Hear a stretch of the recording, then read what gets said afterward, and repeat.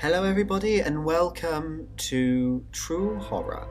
This evening I will be telling you a story about Annabelle, the haunted doll.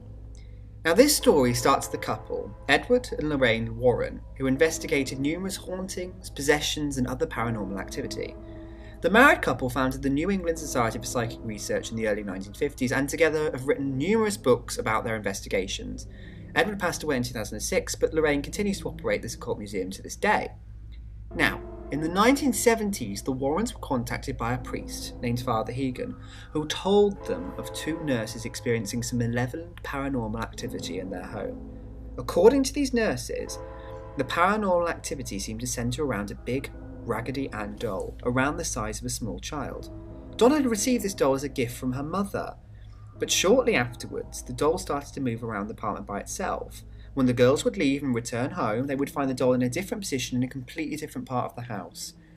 They would leave the doll on the bed with its arms and legs crossed, only to return home to find it kneeling or sitting in a chair by the front door.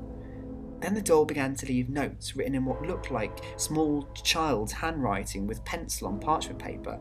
The notes said things like, "Help us!" and "Help Lou!" There was no parchment paper in the apartment, nor was there any pencil around to be found.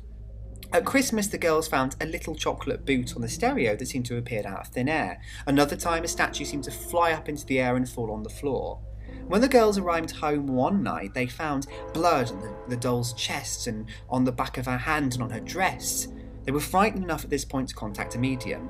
Now, this medium told them that a little 7-year-old girl named Annabelle Higgins had inhabited the doll, and she liked Donna and Angie so much that all she wanted was to stay with them. Aww. Now, the girls were stupid enough to fall for that, and so began to call the doll affectionately Annabelle. Lou, who is one of the girls' boyfriends, was really upset about the doll. He really didn't like it and felt that, in his own words, it had gotten into his head. He started to have these horrible nightmares about the doll creeping into his room and strangling him to death. One evening, while Lou and Angie were looking over maps for a trip they were about to take, they heard noises coming from Donna's empty room. Nobody was there, but Annabelle was tossed on the floor into a corner. When Lou walked towards it, something clawed at his chest, leaving numerous cut marks. The Warrens believed this was a strong indication of an inhuman presence. The Warrens believed that everything the medium had said was rubbish, and it was actually told by the father of lies, who I presume to be Satan. They didn't think that there was anyone ever called Annabelle, and in fact, a ghost, apparently according to them, wouldn't have the power to possess a doll like this, and instead it was actually some kind of demon who wanted to possess one of the girls. And basically, they performed an exorcism, and paranormal activity continued to happen, so the Warrens took the doll off their hands, and now it's in the Warren Occult Museum, previous aforementioned, in Monroe in Connecticut. As you can see from these pictures, she's actually in a wooden cabinet and holds a little crucifix in her hand. So there you go.